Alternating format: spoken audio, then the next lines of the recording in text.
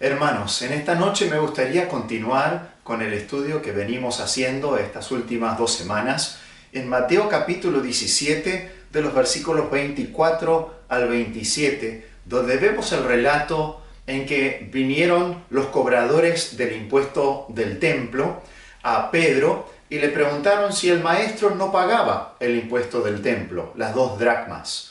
Ahí entonces Pedro enseguida le respondió que sí, y cuando entra a la casa donde estaba Jesús, Jesús se anticipa al comentario, a la pregunta de Pedro, y le hace una pregunta para que Pedro piense. Y dice en Mateo capítulo 17, versículo 25, Jesús le dijo: ¿Qué te parece, Simón? Los reyes de la tierra, ¿de dónde cobran los tributos o los impuestos? ¿De sus hijos o de los extraños? Y entonces ahí Pedro le respondió en el versículo 26, de los extraños. Jesús le dijo: luego los hijos están exentos. Sin embargo, para no ofenderles, ve al mar y echa el anzuelo, y el primer pez que saques, tómalo, y al abrirle la boca hallarás un estatero, tómalo y dáselo por mí y por ti.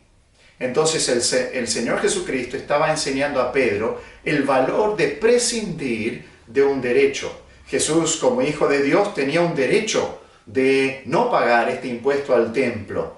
Pero es interesante, la acción que Jesús hace es que Él paga ese impuesto. La razón por la cual Él paga el impuesto es para no ofenderlos. Jesús no quería que nadie tenga una excusa para no creer en Jesús. Y el ejemplo lo tenemos en la vida de Jesús. También tenemos el ejemplo del apóstol Pablo, donde él en 1 Corintios 10 habla acerca de algunos, o 9,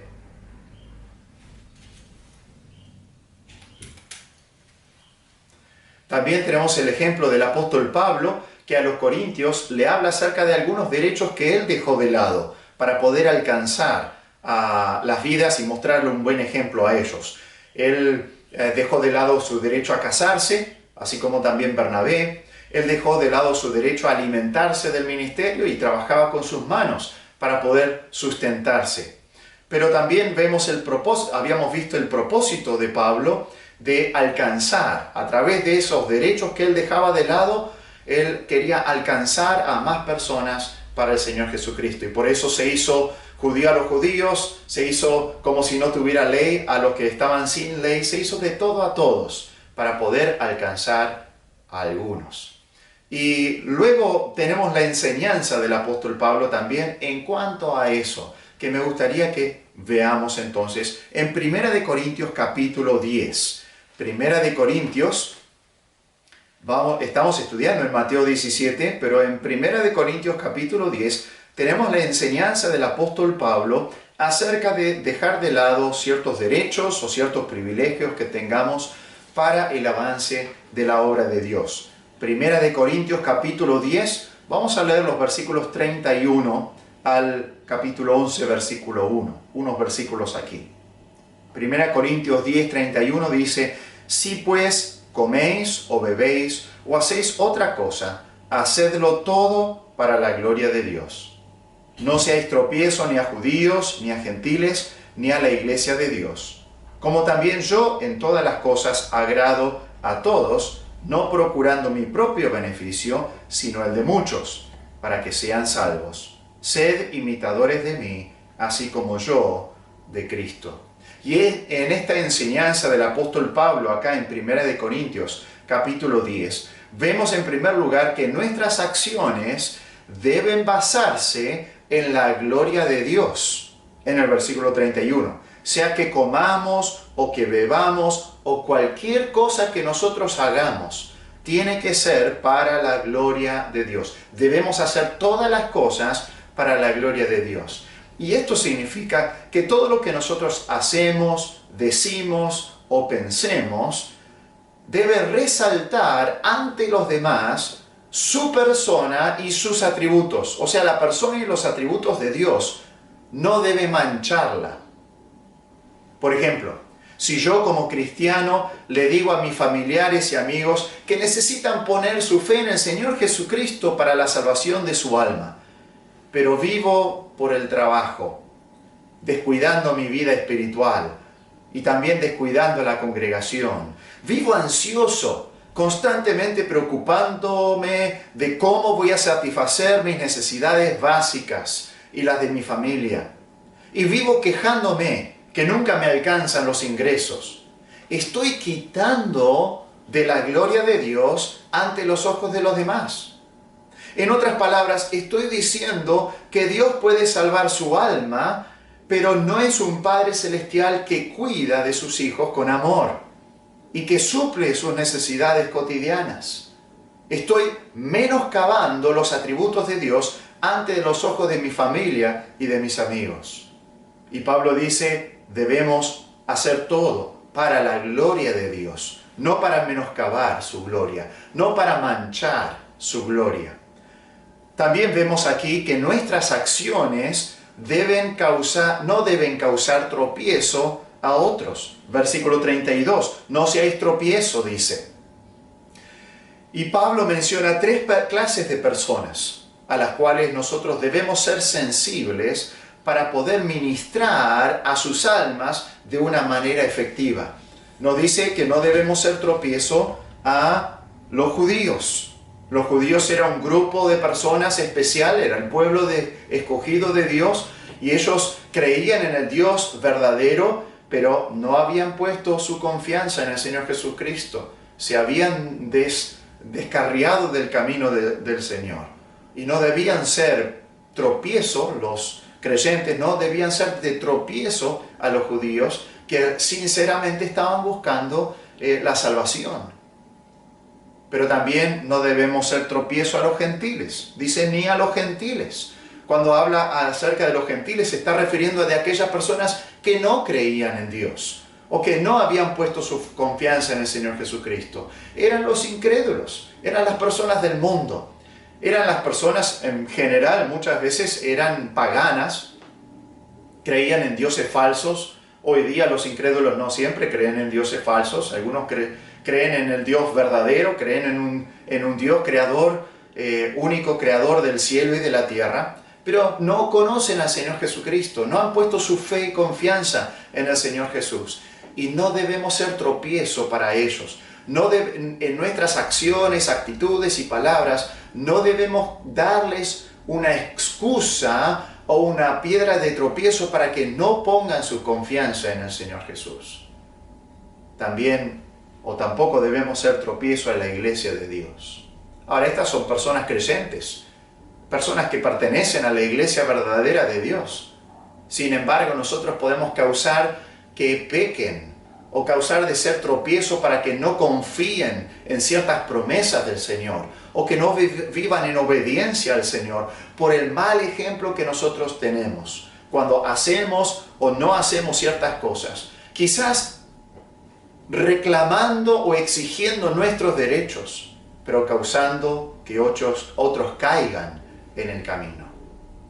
Y entonces debemos dejar de lado nuestros derechos, nuestras libertades, para poder mostrar amor hacia aquellos hermanos, para no causar que ellos tropiecen en su crecimiento cristiano. Pero también acá en este pasaje vemos que nuestras acciones deben procurar la salvación y el beneficio de otros. Versículo 33, como también yo en todas las cosas agrado a todos, no procurando mi propio beneficio, sino el de muchos, para que sean salvos. Esta es la mentalidad del cristiano. Procurar el beneficio de otros. Procurar ministrar a otros. Buscar las cosas de otras personas. Porque el cristiano es un seguidor de Cristo. Y esta era la mentalidad de Cristo. ¿Se acuerdan que estudiamos la mentalidad de Cristo en la semana pasada? Que Él no buscaba lo suyo propio, sino que Él dejó de lado la utilización de sus atributos divinos y su gloria, y se humilló haciéndose obediente hasta la muerte y muerte de cruz. Entonces tenemos que tener la mentalidad de Cristo.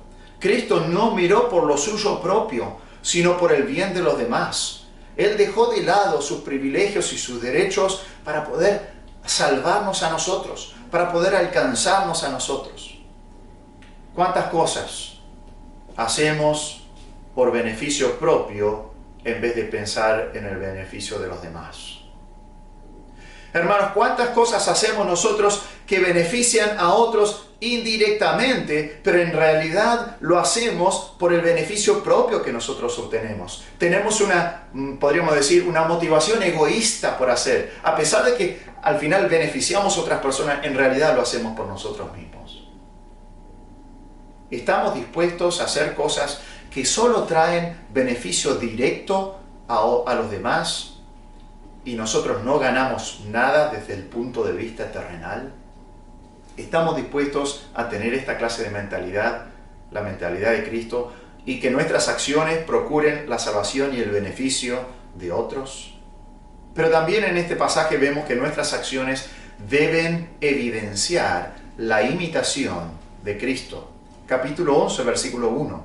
Sed imitadores de mí, así como yo de Cristo. Pablo le dijo a los corintios que lo imiten a él porque él estaba imitando a Cristo. Así que los corintios indirectamente estarían imitando a Cristo. Estarían siendo verdaderos cristianos, teniendo la mentalidad de Cristo, haciendo las acciones de Cristo. Y nuestras acciones deben evidenciar esa imitación de Cristo. La semana pasada vimos el ejemplo de Cristo. ¿Se acuerdan? Jesús se hizo hombre siendo Dios. Jesús se hizo pobre siendo rico. Jesús se sujetó a la ley, siendo que Él es el dador de la ley. Y esa misma clase de mentalidad es la que nosotros también tenemos que tener. Imitar a Cristo. Dejando de lado aquellas libertades y derechos que estorban a que otros puedan conocer al Señor o que otros puedan ser edificados en su fe. Y Cristo en Mateo capítulo 17, y volvamos a ese pasaje, Cristo en Mateo capítulo 17 nos está mostrando el ejemplo de Cristo. Como Cristo ahora delante de Pedro, delante de estos cobradores de impuestos, dejó de lado su privilegio de no pagar este impuesto al templo. Y lo pagó igual, por el beneficio de ellos, para una enseñanza a Pedro y también para no ser de tropiezo, no ser de estorbo, no ofender a estos cobradores de impuestos y a los demás judíos que estaban alrededor. Así que, a pesar de que era hijo de Dios y como tal, no estaba obligado a pagar el impuesto del templo, que eran esas 2 dracmas, 2 monedas de plata de aquel entonces, pero como hombre, él se sometió a tal obligación voluntariamente para no ser causa de tropiezo a que los judíos crean en él. Y luego, Mateo nos muestra cómo Dios obra a nuestro favor cuando estamos dispuestos a dejar de lado nuestros derechos. Nuestra tendencia sería pensar, si yo no exijo mis derechos, nadie lo va a hacer por mí. Yo debo cuidar de mí mismo. Esa es la mentalidad del ser humano.